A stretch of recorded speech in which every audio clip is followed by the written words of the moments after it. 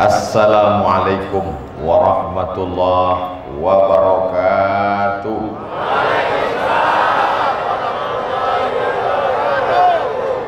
Alhamdulillahi rabbil alamin, wassalatu wassalamu ala ashrafil khalqi ajma'in, sayyidina wa maulana wa syafi'ina wa zuhrina wa qurrati a'yunina Muhammadin wa ala alihi wa sahbihi wa man tabi'ahu ila yaumiddin. Yang di atas ini orang-orang yang dipilih oleh masyarakat untuk mengurus orang banyak di Kepulauan Riau.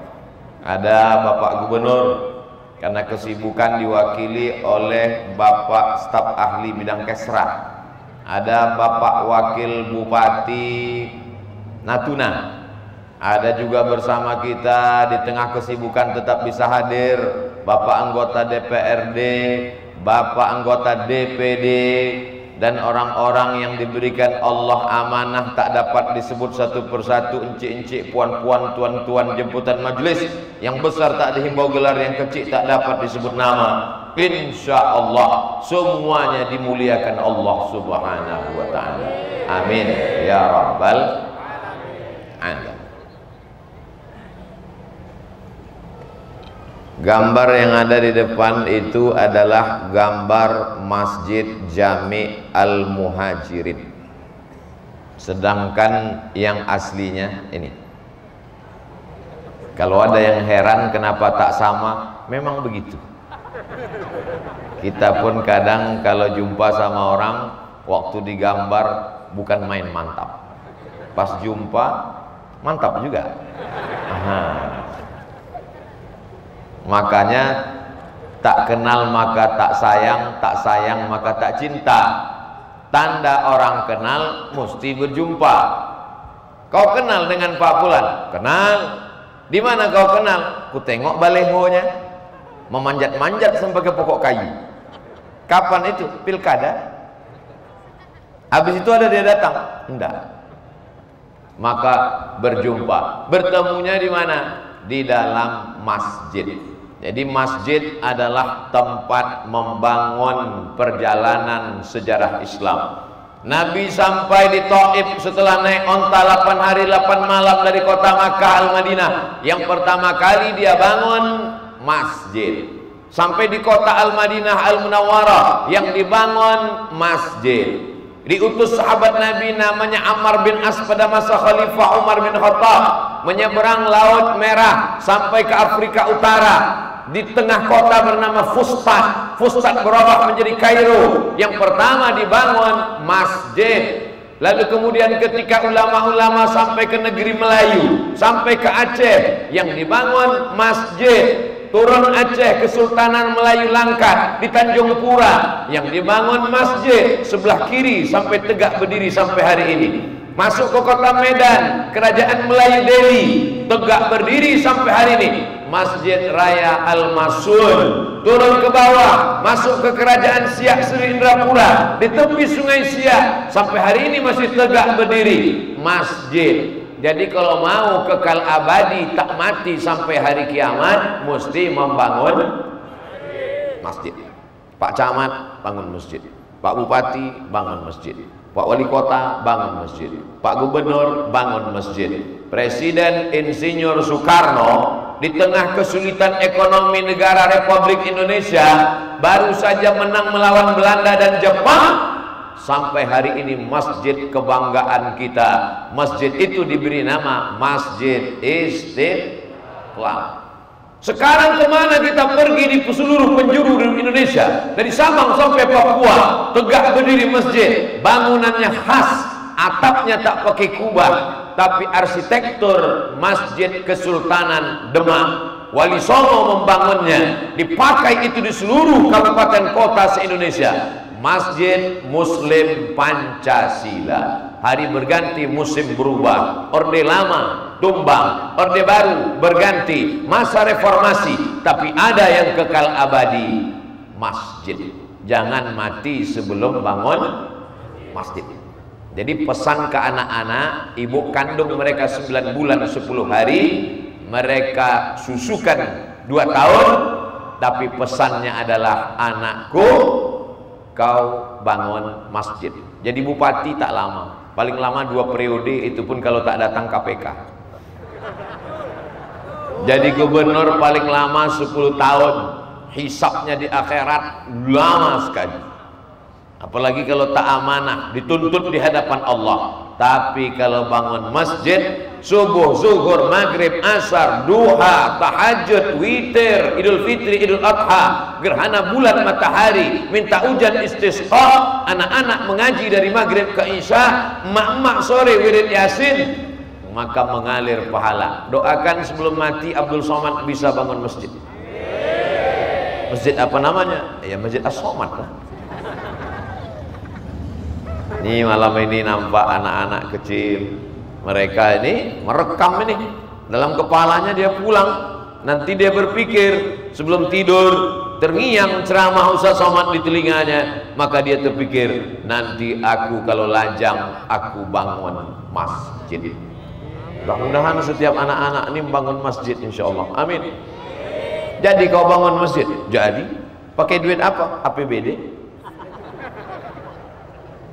Bagaimana kalau orang bangun masjid pakai APBD, APBN, Pak Ustaz? Maka dia pun juga mendapatkan pahalanya. Kenapa? Karena ada kekuasaan di ujung jari tinta pena, bangun masjid dengan tanda tangan. Kau orang kaya, bangun masjid dengan kekuasaan, dengan harta, karena semua ini barang titipan Allah Subhanahu wa ta'ala. Insya Allah masjid ini nanti sesuai dengan bentuk gambarnya, insya Allah, amin. Untuk sementara, kalau tak mau mandang masjid, pandang gambarnya aja dulu. Insya Allah sampai niat baik. Menaranya sudah cantik, luar biasa. Masjid Nabawi tak ada menara. Bilal naik ke atas atap azan, Allahu Akbar, Allahu Akbar. Tak ada atap, tak ada menara. Lalu kapan menara ini muncul? Ketika pada masa pemerintahan Umar bin Khattab, diutus seorang laki-laki sahabat Nabi namanya Ammar bin As. Setelah melewati gurun pasir, menyeberang Laut Merah sampai ke sebuah kota. Kota itu didirikan oleh Alexander the Great. Kota itu bernama Alexandria, 200 km dari Kairo. Mudah-mudahan panjang umur, sehat badan, bisa umroh singgah kita ke Alexandria. Sampai di sana, ditengoknya di tepi laut Mediterania, ditengoknya di tepi laut, nampak ada tempat api. Kita menyebutnya mercusuar. Karena orang di tengah laut, dia tak tahu mana daratan, gelap gulita. Supaya tahu dia kemana dia mendarat, menengok api. Api bahasa Arabnya nar. Tempat api manaroh. Manaroh, tempat api. Orang kita menyebutnya menara. Bahasa Arabnya manaroh, bukan munaroh. Manaroh. Dulu aslinya di atas ini tempat api. Dibuang apinya, diambil menaranya, naik orang ke atas mengumandangkan azan supaya suara ke penjuru kota. Allahu Akbar, Allahu Akbar. Yang sebelumnya hanya di atas atap rumah, makin tinggi. Hari berganti, musim berubah. Sekarang kalau kita tengok, api tak ada lagi, orang pun tak ada naik. Kenapa suara bisa naik? Orangnya di bawah. Apa namanya itu? Toa itu merek. Sama macam di kampus tempat saya mengajar, Honda dilarang parkir. Terus kalau Suzuki, maka speaker, speak, ngomong, tukang ngomong, dia yang naik ke atas, lalu kemudian kabelnya turun ke bawah. Turun kabelnya ke bawah, menyambung ke muazzin, orangnya di bawah, suaranya naik ke atas. Lalu kemudian kabelnya tadi menyambung ke imam. Allahu Akbar, Bismillahirrahmanirrahim. Alhamdulillahirabbil alamin. Selesai salat, assalamualaikum warahmatullah. Jamaah bertanya, Pak Imam boleh bertanya? Boleh. Apa yang mau kau tanya? Apa hukumnya salat baju kena tai burung? Mana ada baju kena tai burung, kata Imam? Itu kabelnya nyambung sampai ke atas. Kabelnya di ciri merpati. Menjadi pembahasan dalam bahsul masail Nahdlatul Ulama ketika saya jadi sekretaris di Provinsi Riau Daratan. Jadi kemajuan teknologi tidak membuat kita menjadi sulit beragama, justru menjadi mudah beragama. Jadi Islam tidak melarang peradaban luar untuk masuk ke dalam masjid. Jadi kalau dikatakan kalau tidak ada di zaman Nabi berarti bid'ah, maka Masjid Jami Al-Muhajirin ini dua bid'ah besar. Itulah dua menara bid'ah. Wa kullu bid'atin dhalalah wa kullu dhalalatin finnar. Tidak begitu memandangnya, karena dia baik-baik saja dan bisa untuk membantu sarana prasarana untuk melaksanakan ibadah. Begitu juga dengan masjid yang cantik. Zaman Nabi Shallallahu Alaihi Wasallam tidak ada itu kubah di atas. Carilah buku sejarah tentang kubah Masjid Nabawi, tak ada. Dari mana datangnya kubah? Dari arsitektur bangunan Bizantium. Ada seorang laki-laki namanya Bizan, dia bangun peradaban namanya Bizanti. Ada seorang laki-laki namanya Alexander, dia bangun kota namanya Alexandria. Ada seorang laki-laki namanya Konstantin, dia bangun kota bernama Konstantinopel. Maka ciri khas bangunan Bizantium, atap di atas melengkung. Kenapa dibuat melengkung? Karena batu yang disusun sehingga tak jatuh, sehingga tengahnya tidak terlalu banyak tiang. Jadi kalau kita pergi ke bangunan-bangunan di Turki bekas kekuasaan Bizantium, Konstantinopel, itu nanti Bapak Ibu tengok ada batu disusun sehingga dia menjadi melengkung. Karena batu ini ukurannya atas besar, kecil bawah kecil, maka dia menyatu tak jatuh. Susah untuk menceritakannya. Mudah-mudahan nanti kita bisa pergi ke sana insyaallah. Amin. Nanti waktu Bapak pergi ke sana menengok melengkung tiangnya, tak ada tiang di tengah, barulah ingat, oh ini kata Ustaz Somad dulu. Apa gunanya kalau dibuat dia melengkung? Kalau dia melengkung tak terlalu banyak tiang di tengah. Kalau tidak terlalu banyak tiang di tengah, apa gunanya? Sholat tak putus, dan yang paling penting waktu Ustaz ceramah tak ada yang bersandar ke tiang. Oh, Ustaz nyindir kami yang di dalam nih. Aku tak nampak entah bersandar entah tidak. Karena yang kelihatan hanya bapak-bapak. Karena sholat itu paling bagus sopnya tak putus. Dan ketika Ustaz ceramah sampai ayat dan hadis itu ke telinga jamaah. Kalau tiangnya terlalu banyak, menyangkut ayat itu ke tiang-tiang. Apa yang kau dengar dari ceramah Ustaz tadi? Entah. Kemana ayat sama hadis? Agaknya tersangkut. 35 tiang halangannya. Dan 35 tiang ini bagusnya, supaya orang di daerah Masjid Jami Al-Muhajirin ini tetap terus rajin datang insyaallah. Amin. Karena kalau dia tak datang, orang akan bilang, "Gimana sholat berjamaah di Masjid Jami Al-Muhajirin? Lebih banyak tiang daripada orang." 35 tiang hampir cukup rukun untuk sholat Jumat.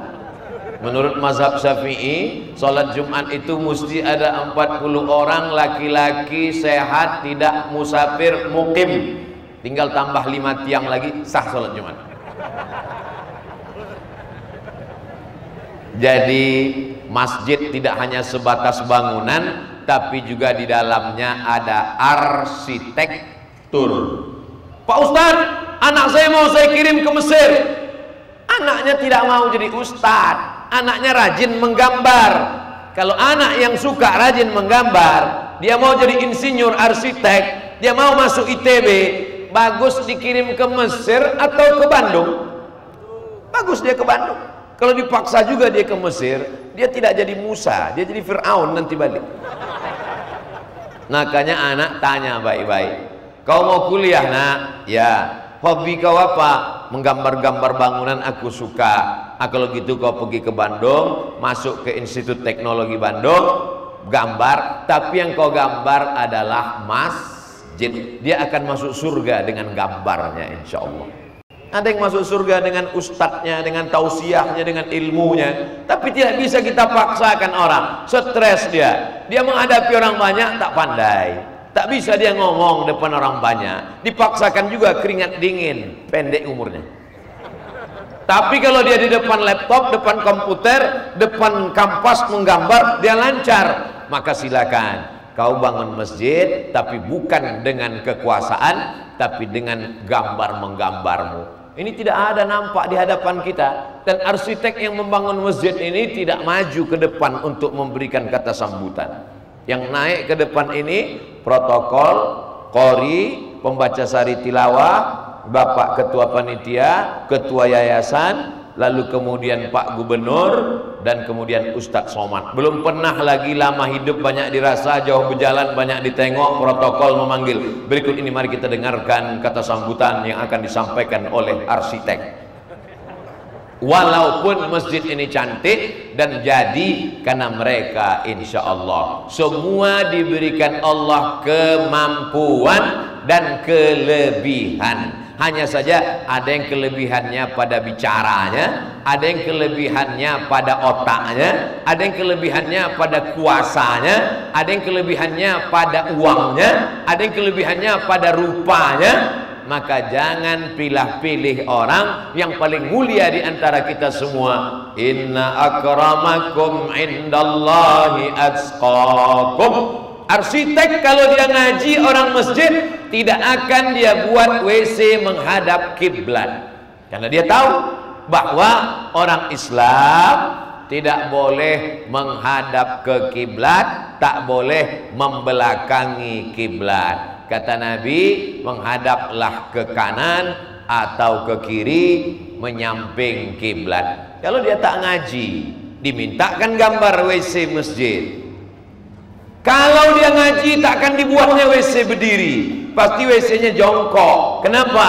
Karena diajarkan dalam hadis Nabi, orang mesti buang air kecil jongkok. Ternyata yang mengamalkan jongkok itu siapa sekarang? Orang Jepang, orang Korea. Bukan karena pesan Nabi, karena mereka tak percaya kepada hadis, tapi karena bukti medis kesehatan. Kalau dia jongkok, maka habis air kencingnya, tumpah semua. Tapi kalau dia berdiri, keluar sedikit, lalu kemudian tersisa sedikit, tersisa, menumpuk, itulah menjadi kristal.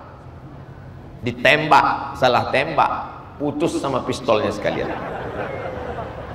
Oleh sebab itu, maka anak-anak, bapak ibu yang mau jadi dokter, silakan. Dia nanti akan menjelaskan manfaat kencing jongkok. Dia mau jadi arsitek, silakan. Dia akan menjadi arsitek yang ngaji, sehingga ketika dia bangun masjid ada emperannya. Coba tengok Masjid Jami Al-Muhajirin, di atas ada emperan. Apa emperan itu Pak Ustadz? Balkon. Apa balkon itu Pak Ustadz? Teras. Apa teras itu Pak Ustadz? Kau orang mana? Kau tak tahu? Gunanya untuk apa? Perempuan yang dalam keadaan maaf haid, halangan, uzur, tidak boleh masuk masjid, tidak boleh bawa Quran, tidak boleh baca Quran, tidak boleh sholat, tidak boleh puasa, tidak boleh iktikaf, tidak boleh tawaf. Tapi dia mau mendengarkan pengajian. Di mana dia mendengarkan pengajian? Di teras, di balkon, di emperan. Siapa yang membuatkan ini? Arsitek yang mengaji. Bekerja sama kita, terwujudlah masjid. Jadi nampaknya memang masjid, tapi di dalamnya ada kekuasaan, di dalamnya ada hartawan, di dalamnya ada arsitektur, di dalamnya ada khatib, di dalamnya ada muazzin, di dalamnya ada jamaah. Di mana kita berkumpul?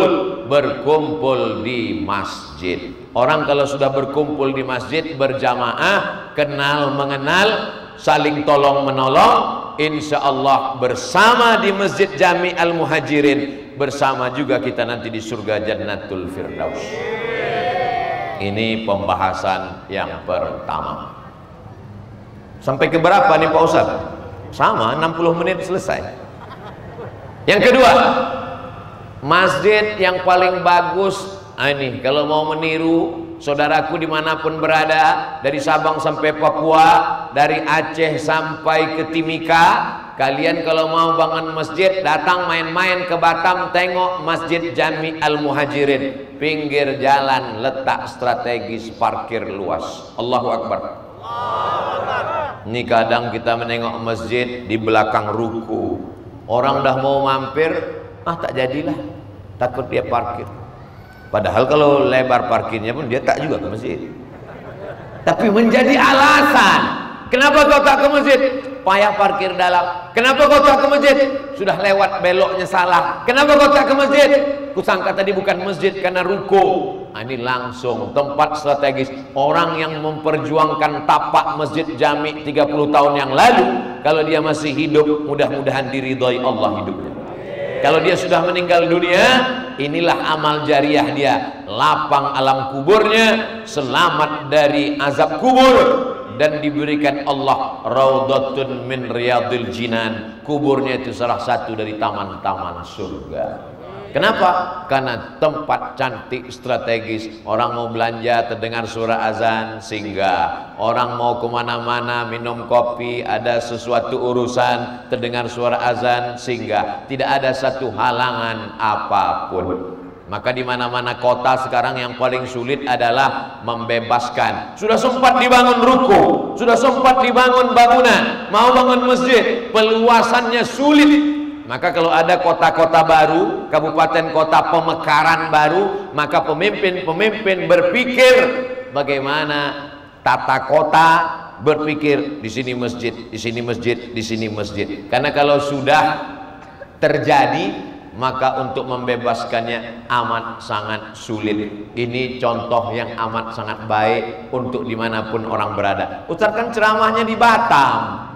Bagaimana orang di sana mengambil pelajaran dari Masjid Al-Muhajirin? Memang ceramahnya di Al-Muhajirin Batam, tapi tausiah kita malam ini di-share ke seluruh dunia, ditonton melalui channel Ustadz Abdul Somad Official. Subscribe, like, share, and comment. Mereka ambil pelajaran fa'tabiru ya ulil absar, bagaimana letak tempat strategis. Ketika Nabi sampai ke kota Al-Madinah, lalu kemudian orang mengasih tanah, buatlah tanah ini ya Rasulullah. Nabi membayar tanah itu. Kenapa? Karena dia ingin dapat amal jariah wakaf. Padahal amal jariah sebagai Nabi cukup. Wala saufa yu'tika rabbuka fatarda. Jadi Nabi sudah cukup, selesai. Dia mau mengajarkan kepada umatnya, walaupun orang mengasih tanah, dia bayar karena dia ingin mendapatkan amal. Makanya kalau ada pembebasan tanah, 1 meter 500.000, 1 meter 1 juta, berhenti. Masya Allah, tabarakallah. Ibu-ibu sore-sore jalan sama suaminya, dipukulnya bahu suaminya, berhenti bang, berhenti bang, berhenti bang. Ini penting ini. Apa ini? Diskon. Berhenti bang, berhenti bang. Apa ini? Pembebasan tanah. Rumahmu luas, besar, megah, tinggi, menjulang, tapi begitu meninggal dunia, anak-anak mulai menjual, dibagi kepada ahli waris. Anak pertama, kedua, ketiga, menantu, cucu, habis. Tidak ada sejengkal pun di rumah itu yang bersedia menerima engkau. Engkau hanyalah setumpuk daging busuk yang akan menjadi santapan cacing tanah. Boleh untuk update status besok pagi. Kau adalah setumpuk daging busuk untuk menjadi santapan cacing tanah. Dari tanah, berjalan di atas tanah, sibuk mengukur tanah, akan masuk ke dalam tanah, menjadi santapan cacing tanah. Langsung dikomen sama kawan, kau nyindir aku ya? Kita tidak ada maksud sindir menyindir. Tujuan kita tak lain tak bukan supaya ingat bahwa tanah yang kekal abadi nih 30 tahun. Siapa orang Batam 30 tahun yang lalu penguasa tanah? Siapa orang Batam 30 tahun yang lalu tuan tanah? Siapa orang Batam 30 tahun yang lalu tanda tangannya bisa membebaskan tanah? Siapa orang Batam 30 tahun yang lalu duitnya banyak bisa beli tanah? Apakah sampai hari ini dia seperti itu? Tidak. Tapi ada tanah yang kekal abadi, la yuhabu, tak bisa dihibahkan, wala yurasu, tak bisa diwariskan, wala yubahu, tak bisa diperjualbelikan. Mana dia? Inilah dia tanah wakaf. Tanah wakaf. Selama ini orang kalau udah cerita tanah wakaf bayangannya tanah kuburan. Al-Azhar punya tanah wakaf terluas di Mesir, lebih kaya daripada negara. Al-Azhar sama negara lebih kaya Al-Azhar. Disitulah kami bisa kuliah dari mulai sekolah dasar sampai sanawiyah azhariyah, S1, S2, S3. Zaman saya di Azhar 74 negara di dunia mengirimkan anak-anaknya gratis. Dari mana? Tanah wakaf. Di atas tanah wakaf dibangun rukonya untuk kepentingan umat. Di atas tanah wakaf dibangun rumah sakitnya kepentingan umat. Kawan saya suka makan cabai, mengunyahnya tak serius, bertumpuk biji cabai, terus sumbat jadi usus buntu. Diperiksa ke rumah sakit, sikit lagi mau meledak, bang, mati. Maka kata dokter, potong. Berapa biaya potongnya? 2000 pon kali 3.000 rupiah, 6 juta. Duit tak ada, krisis moneter. Anak Indonesia mau dipulangkan naik pesawat Hercules. Kenapa pesawat Hercules dikirim? Tak ada kursinya, tegak berdiri dari Kairo ke Jakarta macam naik metro mini. Sudah siap-siap mau pulang, tapi begitu ditunjukkan kartu Al-Azhar, oh mahasiswa Azhar, langsung gratis. Jadi mestinya di masjid ada ruko-ruko, ada rumah sakit, ada klinik, ada orang yang seumur hidup tak pernah ke masjid. Tapi begitu dia periksa istrinya di klinik di samping masjid, sampai waktu sholat, hayya 'alas shalah,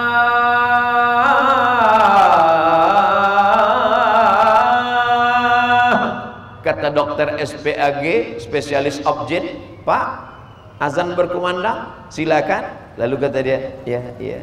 Padahal seumur hidup tak pernah ke masjid. Terpaksa mau tak mau, suka tak suka, datang ke masjid. Mungkin itulah pertama kali dia dapat hidayah. Ada klinik, ada rumah sakit, ada. Yang saya cakapkan ini, Bapak Ibu tengoklah nanti di Mesir. Ini Universitas Al-Azhar, berawal dari Masjid Al-Azhar, di sampingnya ada Mustashfa Husain, rumah sakit Sayyidina Al-Husain, anak Sayyidatuna Fatimah, anak Sayyidina wa Maulana Muhammad sallallahu alaihi wasallam. Jadi jangan otak kita itu terpikir buntu, masjid cuman tempat sholat, cuman tanah wakaf, pekuburan, matilah ini.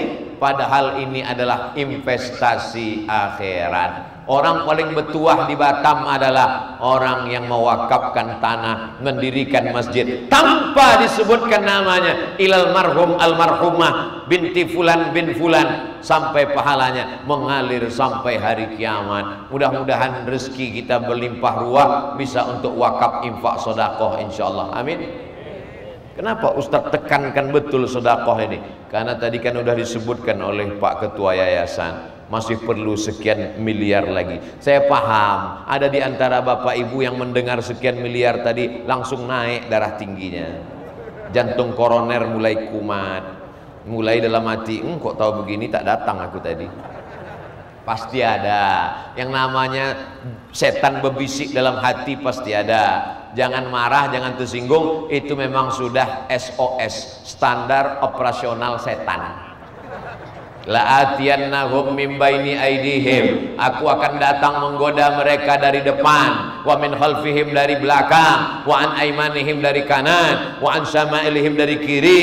Pas datang mau bersedekah ke masjid Jami' Al-Muhajirin, apa kata setan? Jangan kau sedekah, rumah kau belum selesai, iuran jilbab belum lunas. Banyak nih. Jangan kau sedekah untuk masjid, pikirkan juga anak kau yang SD belum tamat, yang SMP mau SMA, yang SMA mau kuliah, yang kuliah mau wisuda, yang wisuda mau S2, yang S2 mau kerja, yang kerja mau nikah, yang nikah istrinya mau melahirkan, yang melahirkan cucu masih kecil mau sekolah, sampai mati tak akan pernah sedekah.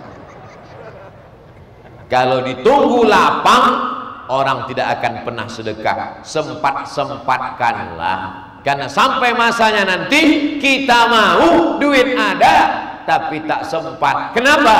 Karena sudah masuk ke liang ICU. Mau cepat aja ke liang lahat. Liang ICU belum mati. Kalau mati selesai. Ini setengah mati. Judul lagunya Setengah Napasku Pergi. Judul lagunya Menghitung Hari. Apa kata dokter masuk ke ruang ICU? Bapak ibu sabar ya, tenang aja, insya Allah ini nggak sampai hari Jumat selesai.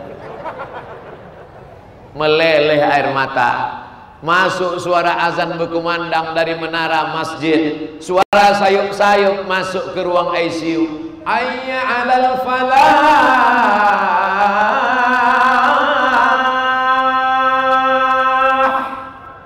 Meleleh air mata. Untunglah ibu tuh solihah baik-baik. Sabar ya bang, sabar abang. Surat tanah udah kuamankan bang. Andailah ibu tuh tak solihah, sudah mau mati pun tetap dimarahinya juga di ICU. Itulah dulu tuh sehat selingkuh. Sekarang rasakan mampus kau. Hari ini bapak boleh tersenyum, malam ini ibu boleh tertawa. Tapi nanti malam pas terbangun, betul juga kata Ustaz. Bapak Ibu yang dimuliakan Allah, hari berganti musim berubah, kita ini makin muda atau makin tua? Makin tua. Yang makin muda itu cuma saya. Bukan kata saya, jamaah yang bilang.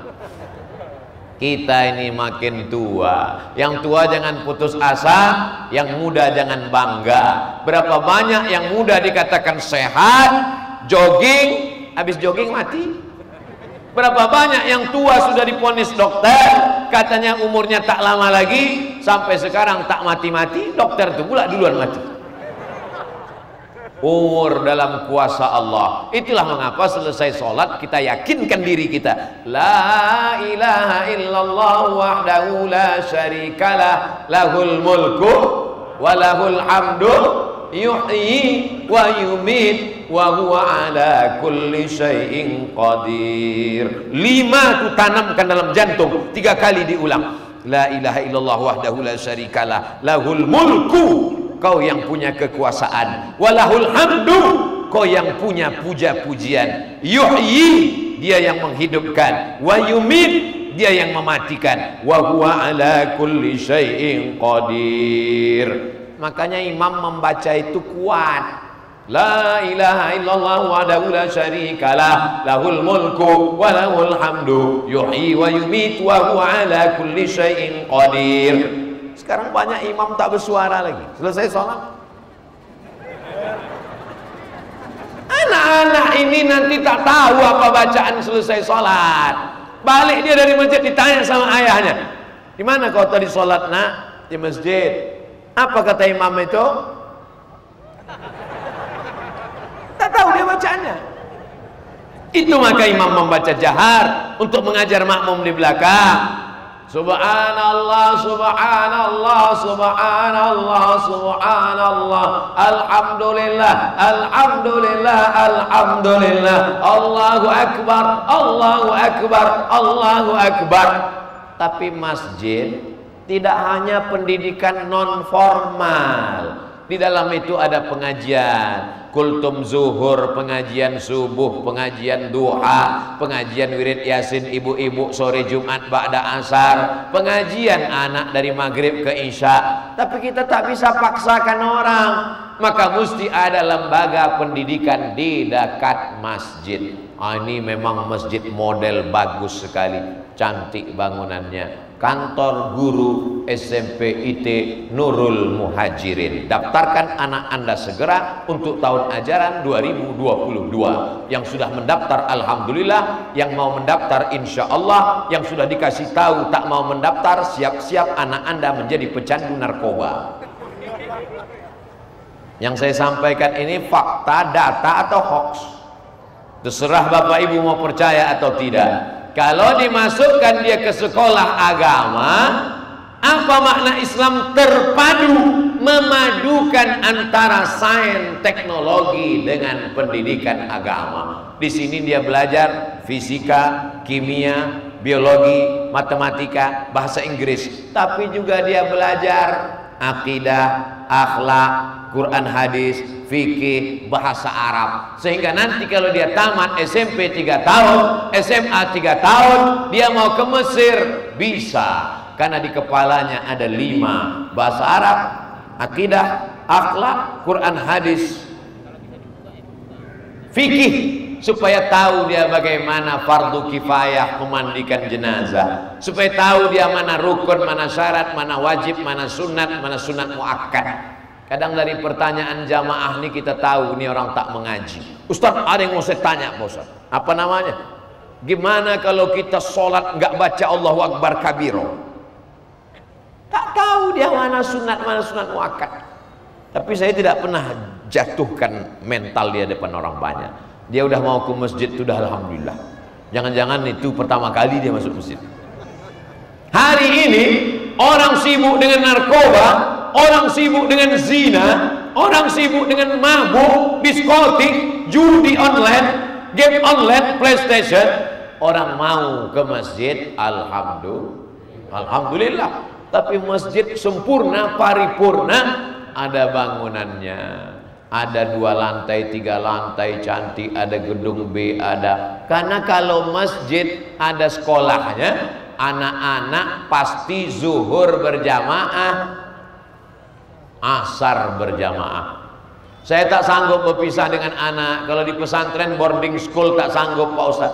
Jangan boarding school.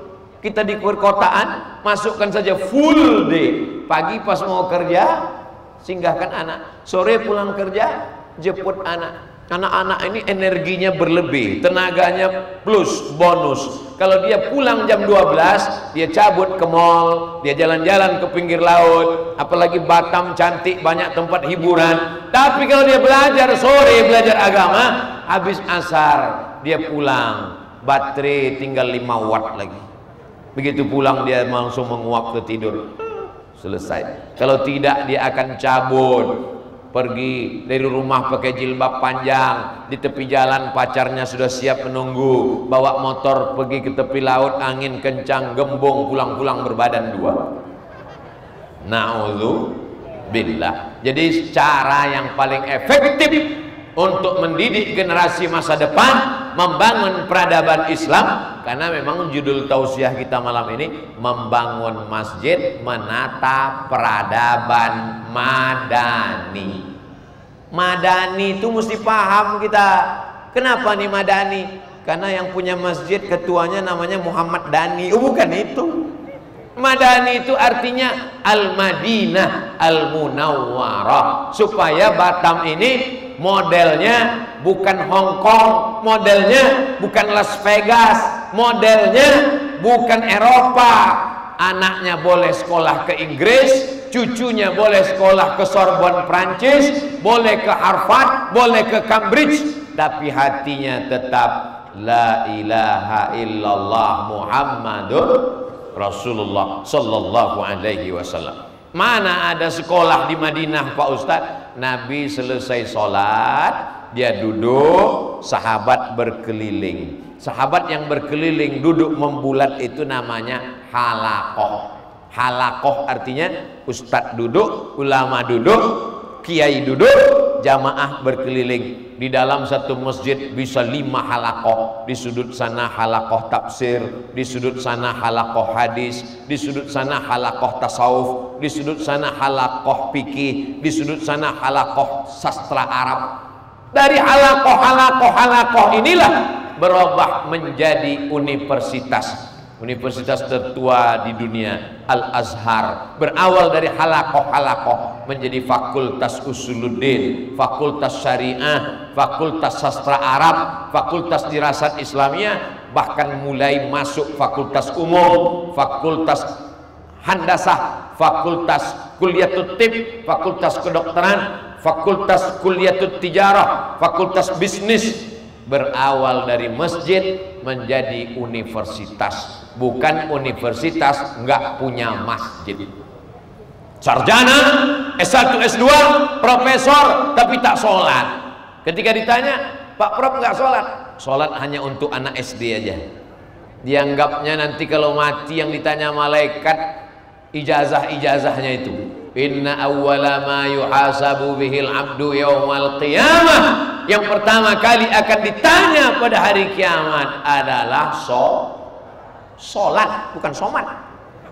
Sholat yang akan ditanya. Idza saluhat saluhal amalu kullu. Kalau sholatnya benar, maka amalnya akan benar. Di sini dia dididik SMP 3 tahun, SMA 3 tahun, bolak-balik kelas masjid, zuhur asar, dididik dia menjadi imam. Duha dipraktekkan. Ustaz, boleh sholat duha berjamaah Pak Ustaz? Idza fu'ila dzalika ahyanan jaza. Kalau dibuat sekali-sekali boleh. Begitu kata Imam Nawawi dalam mazhab Syafi'i dalam kitab Al-Majmu' Syarah Muhazzab. Murid-murid sekalian, kita pagi ini sholat duha berjamaah sekali-sekali untuk mengajarkan mereka bagaimana praktek sholat duha. Besok Jumat pagi kita praktekkan sholat sunat tasbih berjamaah untuk mempraktekkan. Hari Jumat mereka sholat Jumat bersama, ada gurunya, dia lihat kawan-kawannya, maka itu menjadi kenangan yang luar biasa. Jadi saya yakin dan percaya malam ini ada hadir pengurus yayasan, ada pengurus masjid, maka Masjid Jami Al-Muhajirin sebagai salah satu model contoh yang bisa diambil pelajaran dari arsitektur bangunannya, dari letak strategisnya, dari gaya parkirnya, dari bangunan sekolahnya, studi banding datang mengambil pelajaran, tapi tidak ada yang sempurna. Tak ada sempurna. Bangunan yang tak pernah selesai adalah bangunan masjid. Masjidil Haram pun tak selesai sampai sekarang. Kurang kaya apalagi pemerintahan Saudi Arabia. Digali tanah keluar minyak. Tempat kita digali tanah keluar lumpur tak kering-kering. Masjid tidak pernah selesai. Jadi kalau ada bangunan masjid selesai, maka berarti sudah tamat riwayat. Masjid-masjid yang kecil ingin besar, masjid sudah besar ingin 2 lantai, tapi semen, batu kerikil, batu bata, besi-besi, seng-seng tidak boleh di tempat lain, karena dulu akadnya adalah wakaf dan wakaf tak boleh hilang. Kalau dia dijadikan sebagai lantai, batu bata keramiknya hancur dijadikan sebagai lantai, balik lagi ke masjid. Tapi ini atap seng tak bisa dipakai Pak Ustadz, mesti kami jual. Duitnya tetap balik ke masjid, karena kita akan diminta pertanggungjawaban di hadapan Allah Subhanahu wa Ta'ala. Tapi orang-orang tua kita yang pernah menyumbangkan tiang, lalu kemudian ketika renovasi, anak cucunya kemudian datang, Pak Ketua Yayasan, Pak Ketua Masjid, silakan kalian pugar masjid ini, tapi tiang atuk jangan kalian tumbangkan. Tumbangkan aku dulu, baru tumbangkan tiang ini. Ini menjadi masalah. Maka ketika renovasi Masjid Nabawi, Utsman bin Affan ketika itu khalifah, Abu Bakar, Umar, Utsman, datang sahabat, bagaimana dengan kayu-kayunya, bagaimana dengan pelepah kormanya, bagaimana dengan batu-batunya. Utsman membacakan hadis, man bana masjidan, siapa yang sudah bangun masjid, banallah mislahu baitan fil jannah, dibangunkan Allah untuknya satu tempat di surga. Jadi andai tiang nanti direnovasi, ada lantainya, balik menjadi lantai. Andai yang mesti terjual, maka duitnya tetap balik ke masjid. Itulah yang membedakan antara wakaf dengan sodakoh. Kalau sodakoh boleh habis, sodakoh lilin habis, dibakar lilin. Lilin yang tak habis cuman satu, lilin ulang tahun, satu lagi lilin babi ngepet. Aku sedekahkan lilin sebanyak 3 kotak, dibakar, mati lampu, habis. Maka lilin tidak wakaf. Tapi akad semen, batu kerikil, batu bata, ini adalah akadnya wakaf. Dia mesti mengalir sampai pada hari kiamat. Kami ini Pak Ustadz tak kaya, duit kami tak banyak, apa yang bisa kami berikan? Likulli sulama minkum sodakoh. Setiap tulang-tulang ini ada sodakohnya. Datang kemari bersodakoh memikul semen, ikut ngecor, ikut memasang batu kalau pandai. Kalau tak pandai jangan, nanti menambah beban tukang.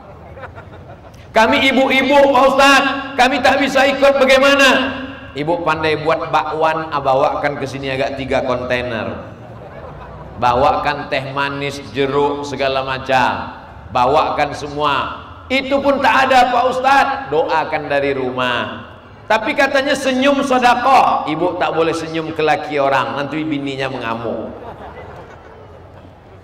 Tabassumika fi wajhi akhika sedekah. Yang laki-laki datang mengasih motivasi, mantap kalian, ku tengok udah mendekat mirip dengan gambar, mudah-mudahan kubahnya cepat tegak berdiri, bangkitkan semangat pengurus, menyenangkan hati. Jangan, sudahlah tak ngasih tanah, tak ngasih semen, tidak menyenangkan hati. Ketika masjid sudah selesai, datang petantang petenteng, nampaknya kubahnya miring ini.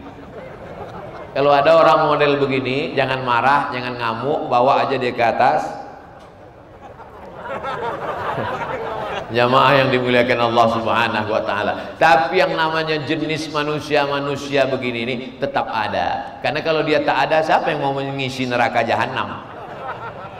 Bapak Ibu yang dimuliakan Allah Subhanahu wa taala, membangun masjid adalah membangun peradaban. Dan kota-kota besar di Indonesia itu dibangun oleh ormas. Apa maksud Ustadz ormas? Orang masjid. Orang masjid lah yang membangun itu. Pergilah, tunjukkan saya nama kota-kota di Indonesia. Pontianak, saya baru pulang dari Pontianak. Sebelum ke Batam, Pontianak. Pontianak itu ada sungai terpanjang di Indonesia, namanya Sungai Kapuas. Di tepi sungai Kapuas ada masjid, sampai hari ini tegak berdiri, dibangun oleh Habib Abdurrahman bin Husain Al-Gadri. Dibangunnya masjid, dibangunnya istana Al-Gadriyah. Dua-duanya ada sampai sekarang. Istana fid dunya hasanah, masjid fil akhirati hasanah. Saya cuma mau ngasih tahu, saya sudah pernah ceramah di dua-dua tempat. Pergi ke Medan Sumatera Utara, ini Medan Boh, ada istana Maimun, ada masjid Al-Masun, menghadap ke arah kiblat, sebelah kanan ada istana. Tepat di depan masjid kuburan tengku-tengku raja-raja, sultan-sultan. Mengapa orang Melayu suka berkubur di dekat masjid? Karena setiap orang lalu lalang pasti mendoakan dia. Di depan ada kuburan, pas mau masuk masjid, assalamualaikum ya ahlan diyar minal mu'minin wa inna insyaallahu bikum larhamullahu mustaqdimina wal mustakhirin, nas'alullah lana wa lakumul afiyah. Pas keluar dari masjid, assalamualaikum ya ahlan diyar minal mu'minin wa inna insyaallahu bikum lahiqun, irhamullahu mustaqdimina wal mustakhirin, nas'alullah lana wa lakumul afiyah. Pak Ustadz, saya tak mau sholat ke situ karena di situ ada kuburan. Sholat di masjid ada kuburan emang masalah buat lo? Tak bisa dia bedakan antara 3. Masalah di masjid ada kuburan, ini mesti dibedakan antara 3. Pertama, sholat ke kubur. Ini kubur, sholat dia ke kubur. Yang kedua, menjadikan kubur sebagai masjid. Ini kubur Abdul Somad. Setelah itu kemudian diratakan pakai traktor, dibangun masjid di atas kubur, namanya Masjid As-Somad. Itu yang dilarang. Apa kata Nabi? La'anallahu al-yahud wan nasara. Allah melaknat orang Yahudi dan Nasrani. Kenapa? Ittakhadhu qubur anbiya'ihim masajid, karena merubah kubur jadi masjid. Masjid Nabawi Pak Ustaz? Masjid Nabawi bukan diratakan kubur Nabi lalu dibangun masjid di atas. Enggak, kubur Nabi tetap ada. Jadi kalau ada orang mengatakan jangan sholat di masjid yang ada kuburannya, musyrik, tak ada pahalanya, berarti semua jamaah haji dan umroh yang sholat di Masjid Nabawi itu tak ada yang sah sholat arba'innya, karena di situ ada makam. Oh, kalau Masjid Nabawi tak apa-apa, karena itu makam Nabi. Di samping makam Nabi itu dua orang tak Nabi, Abu Bakar bukan Nabi, Umar pun bukan Nabi. Oh, kalau sahabat Nabi tak apa-apa. Banyak kali cerita kau.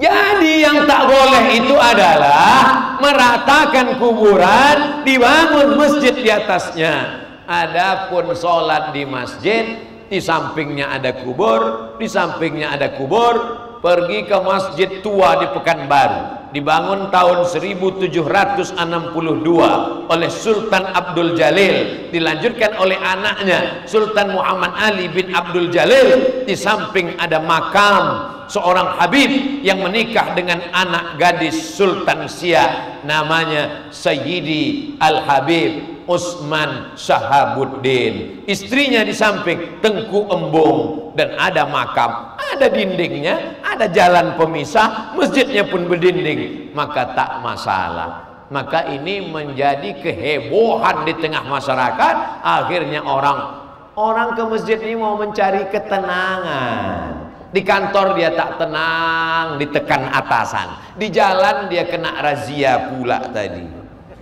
Mau pulang ke rumah pun repet tak selesai-selesai. Dia mau ke masjid mencari ketenangan. Sampai di masjid dibid'ahkan, difasikkan, didolalahkan, difinarkan. Lama-lama nanti jadi gila ini orang. Aku ke masjid ini mau mencari ketenangan. Makanya kalau ada orang tertidur mendengar ceramah, itu berarti hatinya tenang. Kenapa Ustaz kalau ceramah itu Ustaz tengok keliling kanan kiri? Saya mau menengok berapa orang yang menguap. Tapi sekarang tak bisa lagi dipraktekkan karena orang pakai masker. Tetap protokol kesehatan, karena Covid belum berakhir. Kabarnya dia akan datang lagi membawa ibunya, namanya Omikron.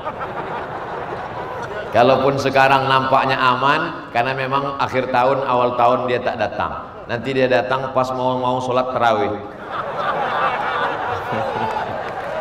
Jamaah yang dimuliakan Allah Subhanahu wa ta'ala, itu prediksi aja. Mudah-mudahan nanti kita tarawih dia tak ikut. Subhanal malikil ma'bud, subhanal malikil mawjud, subhanal malikil hayyil ladzi la yanamu wa la yamutu wa la yafutu abada. Subuhun qudus rabbuna wa rabbul malaikati warruh. Mudah-mudahan nanti kita bisa tarawih di sini bersama insyaallah. Amin. Hadirilah tarawih bersama dengan Ustadz Abdul Somad online. Bertahun-tahun kita online nih sudah. Khawatir kita nanti dipanggil malaikat, silakan masuk ke dalam surga. Pas mau sampai pintu online, bodoh. Siapa yang hadir majelis ilmu insyaallah masuk surga tidak online. Kepada gubernur, bupati masuk surga kata malaikat. Pas datang gubernur kata malaikat yang mewakili aja. Masuk Pak asisten, masuk Pak staf ahli. Nah, itulah enaknya jadi wakil-wakil. Nah, itu menyenangkan hati yang mewakili gubernur. Bapak Ibu yang dimuliakan Allah Subhanahu wa ta'ala, indahnya pertemuan di masjid. Ayah, ya, Di mana ayah jumpa sama emak dulu? Usah kau tanya-tanya. Rupanya jumpa di diskotik. Itu siapa ya? Itu kawan ayah. Di mana jumpanya dulu? Itu kawan ayah sama-sama panitia dulu di Masjid Jami Al-Muhajirin. Cantik apa tak cantik? Cantik, indah ceritanya. Itu kawan ayah? Ya. Ayah udah lama berkawan. Oh, udah 40 tahun kami bersama. Kenalnya di mana? Sama-sama sakau kami dulu. Sab'atun yuzilluhumullah. Ada 7 golongan yang akan mendapatkan naungan Allah. Yauma la zilla illa zilluh. Hari itu tak ada tempat bernaung, hari itu tak ada atap, hari itu tak ada tenda, hari itu tak ada payung, tapi dia tetap bersama. Siapa dia? Rajulani, orang-orang tahabba fillah, berkasih sayang karena Allah, ijtama'a alaih, berkawan karena Allah, wa tafarraqa alaih, berpisah pun karena Allah. Berkawan karena Allah di masjid rumah Allah, berpisah karena Allah karena malaikat maut datang mencabut nyawa, menetes air mata, diantar sampai ke liang lahat, didoakan Allah maghfirlahu warhamhu, dibacakan talqin mayat, maka setelah meninggal pun tetap dibacakan Al-Fatihah. Begitulah kita membangun persaudaraan di Masjid Jami ini, insya Allah. Orang kalau dia ahli masjid, kalau sampai dia tengok kawan tak datang, Assalamualaikum warahmatullahi, tak ada sih. Tempat tuh biasanya tak pindah-pindah. Di sudut sana sianu, di sudut sana. Begitu tak ada, langsung dia cari, ketuk pintu. Assalamualaikum, waalaikumsalam. Canu kemana? Sakit, didoakannya. Bismillahirrahmanirrahim, Bismillahirwafi, Bismillahirkafi, Bismillahirmu'afi. Zaman sekarang orang tak mau tahu, mau tunggang langgang, mau mati, lantang, bantai, antam kromo, sesuka hati kaulah. Orang sekarang kalau tidak ke masjid itu bukan karena sakit, bukan karena keluar kota, tapi karena rezekinya bertambah. Dulu waktu rezeki macet 5 kali ke masjid. Sudah agak lancar Jumat aja, itu pun khutbah ketinggalan. Sudah mulai agak lancar kaya raya, setahun 2 kali Idul Fitri, Idul Adha, itu pun datang mau ngambil kupon aja. Betapa kita sudah meninggalkan masjid. Tapi malam ini Masya Allah, jangan ajarkan jamaah Al-Muhajirin untuk tentang meramaikan sholat berjamaah. Mana buktinya? Dari mulai turun tadi disambut di bawah, sebelum kaca mobil dibuka, pintu dibuka tadi, kelempang, rasa-rasa mau macam walimah rasa saya tadi. Masya Allah, sampai ke dalam, rupanya dari luar masjid, masuk masjid, keluar balik. Tak pula di dalam masjid acaranya, khusus untuk ibu-ibu saja di dalam, bapak-bapak di luar masjid, pembagian yang luar biasa. Maka kebersamaan kita di Masjid Jami ini, setan sudah putus asa menengok kita ramai. Begitu setan menengok, kata setan, mak stres aku, kata, sakit kepala aku, udah bolak-balik kurayu jangan ke masjid, datang juga orang ini ke masjid. Ini ucapan Ustadz ini, Ustadz ngada-ngada atau ada hadisnya? Ada dalam Sunan Tirmidzi, Sahih Bukhari, Sahih Muslim, Sunan Abi Daud, Sunan Nasai, Sunan Tirmidzi, Sunan Ibnu Majah. Kitab yang kelima, Sunan Tirmidzi, inna syaitana qad ya'isa an ya'mudahul musallun. Menengok orang sholat, maka setan sudah putus asa. Walakin, tapi dia masuk dari pintu yang lain, fit tahrish, dia masuk lewat pintu permusuhan. Jangan sangka orang kalau sudah masuk masjid tak digoda setan. Setan masuk menggoda lewat permusuhan. Ada saja salah orang kalau sudah dalam masjid.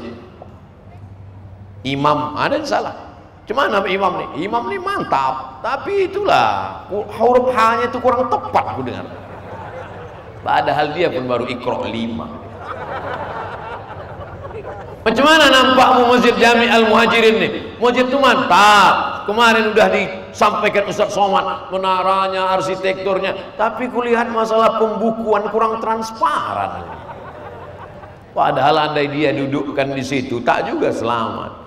Maka perlu transparansi, diumumkan dalam running text, diumumkan oleh pengurus masjid kepada jamaah Masjid Jami Al-Muhajirin sekalian. Adapun pembangunan masjid kita sampai pertanggal sekian bulan Februari tahun 2022, hutang kita ada sekitar 10 miliar. Jamaah pun langsung lewat kotak sedekah itu pula ditir. Begitu udah lewat, baru dia bangun. Dia tak tahu kotak itu ada 5 lagi belum lewat. Jadi kalau ada di masjid orang sikut menyikut, sindir menyindir, itu memang sudah kerja setan. Sampai kapan setan ini berhenti Pak Ustadz? Belum ada hadis menyebut setan pensiun dini. Belum ada menyebut setan taubat. Sampai kapan? La ughwiyannahum, aku akan goda manusia madamat arwahuhum fi ajsadihim, sampai roh keluar dari jasad. Jadi kalau ada nanti jamaah Masjid Al-Muhajirin mengatakan, aku ini udah tak digoda setan lagi, berarti roh sudah keluar dari jasad. Nanti begitu roh keluar dari jasad, akhir kalamnya husnul khatimah, la ilaha illallah, nampak tersungging senyum di bibirnya karena dia sudah selesai dari godaan setan. Saya dulu waktu almarhumah emak saya masih hidup dipanggilnya, sini kau mesti banyak berselawat, banyak berzikir. Kenapa gitu mak? Dia udah setan. Aku ini ustad mak, setannya ustad juga. Logika orang tua berpikir. Ibu jangan pernah berhenti menasihati anak, bapak jangan pernah berhenti. Dia udah dewasa. Tidak ada istilah dewasa, karena setan suka mendatangi orang dewasa. Anak-anak setan tak mau dia datang. Kenapa? Karena anak-anak ini catatannya belum ada. Pas mau setan, ada satu setan yang setan agak-agak bodoh lah, mau didekatinya anak-anak. Kata yang satu lagi, kau bodoh kali, jangan kau goda, dia tak ada catatannya. Ayahnya aja datangi, kata setan.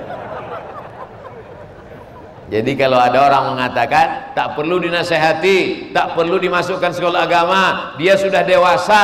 Yang banyak melakukan kesalahan itu anak-anak atau orang dewasa?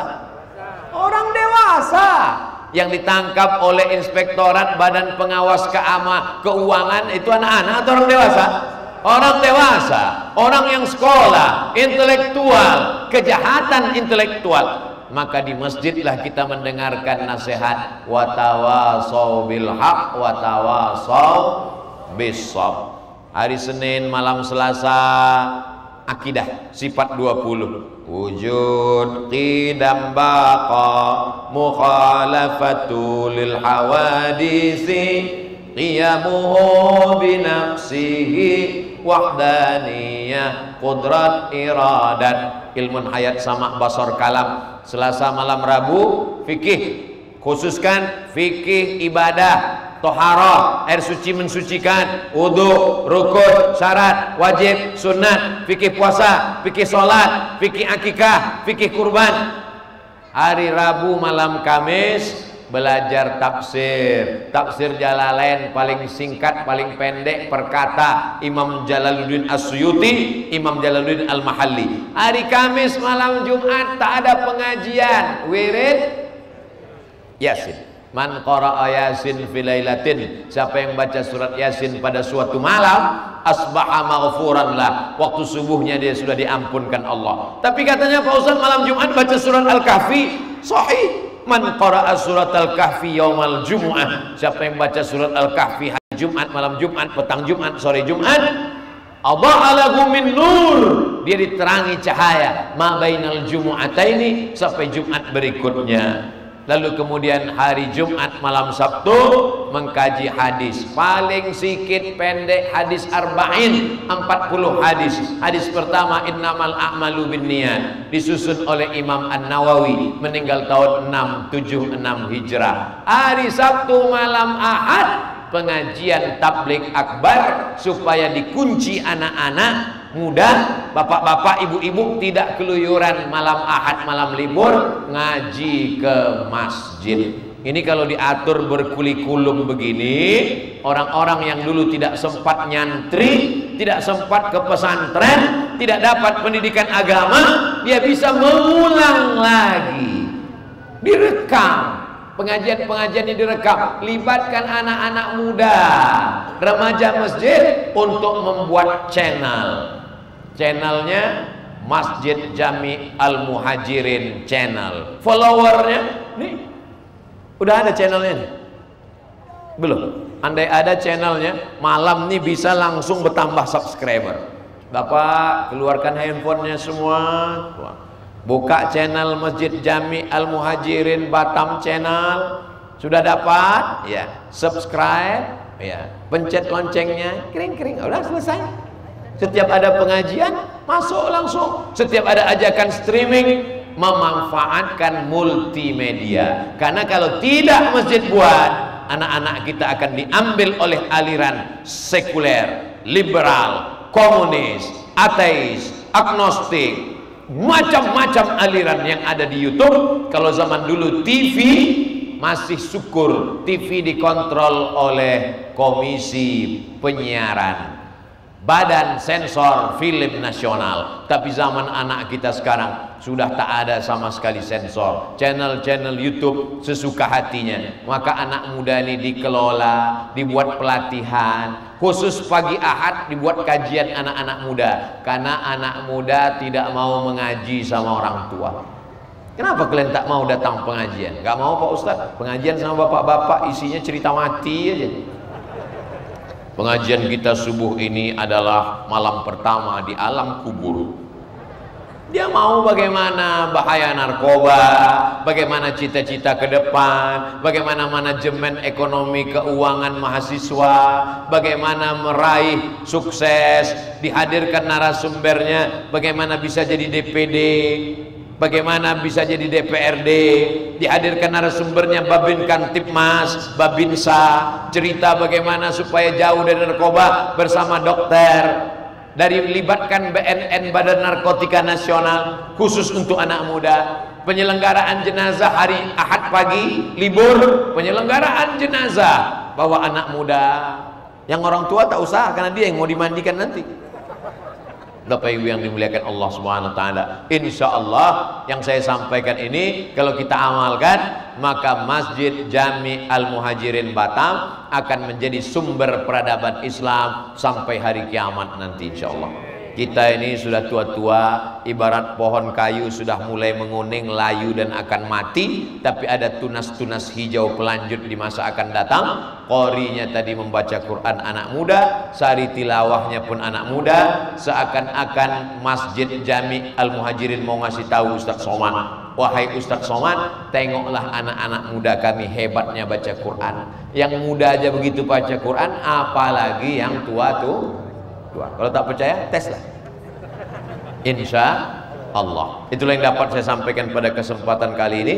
70 menit kita bersama bernilai amal soleh untuk kebaikan kita semua. Mudah-mudahan istiqomah iman dan Islam, anak-anaknya menjadi penghafal Quran, Batam Kepulauan Riau menjadi baldatun thayyibatun wa rabbun ghafur, pembangunan masjid segera selesai, terbuka pintu rezeki hati kita untuk berwakaf, berinfak, bersedekah, keluarga sakinah mawaddah warahmah, pemimpin kita adil dan amanah, rakyatnya pula sejahtera. Ala hazihin niyah wa kulli niyatin salihah. Al-Fatihah.